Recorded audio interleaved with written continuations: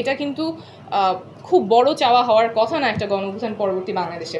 আমি একদম খুব সংক্ষেপে বলছি, আমি জানি সময়ের স্বল্পতা আছে। আমাদের যে বর্তমান পদ্ধতি আছে, যেখানে সংরক্ষিত নারী আসনে মনোনয়নের মাধ্যমে নারী জনপ্রতিনিধি আসেন, জনগণের ভোটের মাধ্যমে না, সেটার কয়েকটা খুব গুরুত্বপূর্ণ সমস্যা আছে। আমি শুধু 3টার কথাই বলছি। মনোনয়নগুলো অনেক ক্ষেত্রেই যোগ্যতার ভিত্তিতে হয় না। মনোনয়নগুলো হয় অনেক সময় বাণিজ্য হয়, অনেক সময় নেপোটিজমের মাধ্যমে হয়। যোগ্যতার ভিত্তিতে যেহেতু হয় না, অনেক ক্ষেত্রেই যেরকম জনপ্রতিনিধি আমরা চাই সংসদে, সেরকম জনপ্রতিনিধি আমরা পাই না। এবং সংসদে যেহেতু জনপ্রতিনিধি হিসেবে এমপিরা বসছেন, জনগণ কিন্তু বঞ্চিত হচ্ছে from their right of electing their MPs in the parliament. জনগণের সেখানে কোনো সে নাই। সেখানে সে আছে শুধুমাত্র দলের বা দলের যে নেতা মনোনয়ন দিচ্ছেন তার সে আছে। জনগণ বঞ্চিত হচ্ছে। আমার যে নারী আসনের এমপিরা আছে তাদেরকে ইলেক্ট করার ক্ষেত্রে কোনো মতামত দেওয়ার সুযোগ জনগণ পাচ্ছে না। থার্ড যেটা হয়, যখন মনোনয়ন নিয়ে আসছেন তারা, তাদের কোনো নির্দিষ্ট কনস্টিটিউয়েন্সি নাই, তখন তারা কাজ করার জায়গাও থাকে না এবং দায়বদ্ধতাটাও কিন্তু জনগণের কাছে থাকে না, কারণ তারা জনগণের ভোটের মাধ্যমে আসতেছেন না এবং তারপরে তার কনস্টিটিউয়েন্সিও নাই। ভার্সেস যখন এমন হয় যে সরাসরি নির্বাচনের মাধ্যমে আসছেন, জনগণের ভোটের মাধ্যমে আসছেন এবং তার একটা আসন আছে, তিনি নির্বাচিত হয়ে আবার সেই আসনের কনস্টিটিউয়েন্সির জন্য তিনি সার্ভ করতে পারবেন, অ্যাকাউন্টেবিলিটিও থাকবে।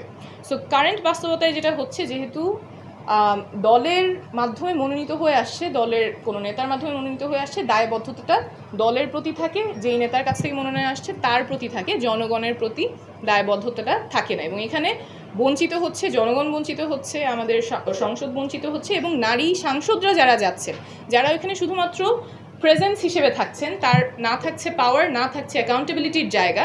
সেখানে কিন্তু আসলে আমরা যেই ধরনের রিপ্রেজেন্টেশন চাই, যেই ধরনের অ্যাকাউন্টেবিলিটি চাই, যার ফলে আমাদের ডিরেক্ট ইলেকশন, বাকি যে 300টা আসন সেখানে নারীরা চলে আসবে, যে কারণে আমরা পজিটিভ অ্যাকশনটা করি, সেই সিস্টেমটা আমরা এই কারেন্ট ব্যবস্থার মাধ্যমে করতে পারছি না।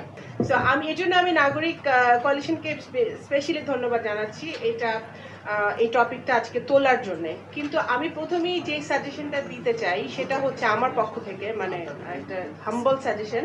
সেটা হচ্ছে যে আমরা এখানে সবাই কিন্তু কোনো না কোনো অর্গানাইজেশনকে রিপ্রেজেন্ট করি, পলিটিক্যাল পার্টি অর্গানাইজেশন, এবং নাগরিক কোয়ালিশন ইটসেলফ ইজ অর্গানাইজেশন, একটা থিঙ্ক ট্যাঙ্ক।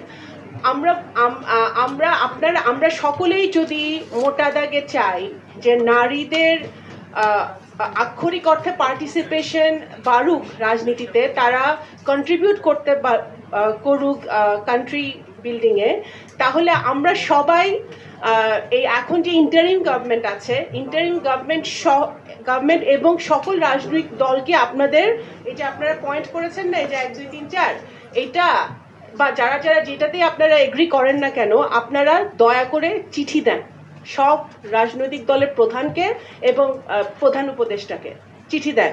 কারণ শিরিন আপা বা ওনাদের কমিশনকে যেভাবে ছুঁড়ে ফেলা হয়েছে, নারীদের তো কোনো বেসিক মানে মর্যাদাই নাই বাংলাদেশে। আপনার পলিটিক্স আমরা পরে আসি, ঠিক আছে? এখন যেহেতু আমি একজন দলের কর্মী, আমি দল থেকে শুরু করি। আমি একমত, রাজনৈতিক বিএনপিও একমত যে হ্যাঁ, নারীদের সংখ্যা বাড়াতে হবে। আমরা 100-তে আমরা মনে হয় এটাতে রাজি হয়েছি, বাট এখানে এখনো আলোচনা চলতেছে। আর যেটা আমি প্রথমে মনে করি যে এটা প্রথমে প্রত্যেকটি রাজনৈতিক দলের ইন্টেনশন থাকতে হবে যে আমি আমার নারী এমপিদের সংখ্যা বাড়াতে চাই। এটা অটোমেটিক বাড়ে না। এটা কনস্টিটুয়েন্সিতে যখন কেউ যায়, এটা অনেক কঠিন ব্যাপার। কেউ কাউকে জায়গা দিতে চায় না। হ্যাঁ, কেউ কাউকে জায়গা দিতে চায় না। আমরা মাসেলের কথা বলেছি, আমরা টাকা পয়সার কথা বলেছি, আমরা বিভিন্ন সমস্যার কথা আমরা বলেছি, কিন্তু এবং এই সমস্যাগুলো কিন্তু অ্যাকচুয়ালি প্র্যাকটিক্যাল সমস্যা, এগুলো আমরা ফেস করি। তো এগুলাকে যদি সমাধান করতে হয়, প্রত্যেকটি রাজনৈতিক দলকে প্রথমে নিজেদেরকে আগে তাদের ইন্টেনশন থাকতে হবে, কনসিয়াসলি ইন্টেনশন থাকতে হবে যে না, আমি আমার উপজেলা পর্যায়ে, জেলা পর্যায়ে এবং সেন্ট্রালি আমার কমিটিগুলোতে আগে নারীদের সংখ্যা বাড়াইতে হবে। এরাই তো আস্তে আস্তে একটা লিডারশিপে যাবে।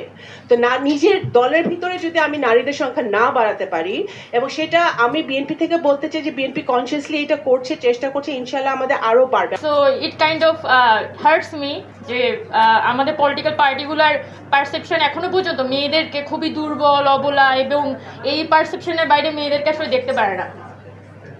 সো এই জুলাই আগস্টের যে অভ্যুত্থান, এখানে যদি মেয়েদের পার্টিসিপেশনগুলো দেখি, যে এই পুরো প্রসেসটা এতটাই স্বতঃস্ফূর্ত ছিল। আমাদের যে হাউস ওয়াইফস যাদেরকে আমরা বলি, আমাদের আম্মারা, যাদেরকে আমরা কখনো ভাবতে পারি না যে তাদের পলিটিক্যাল কোনো চিন্তা থাকতে পারে, ওই মানুষগুলো কিন্তু বাসা থেকে নাস্তা বানিয়ে তারা কিন্তু রাস্তায় নেমেছেন, পানি নিয়ে রাস্তায় নেমেছেন, নাস্তা বিলিয়েছেন, বা উনি হয়তো গুলিটা খান নাই,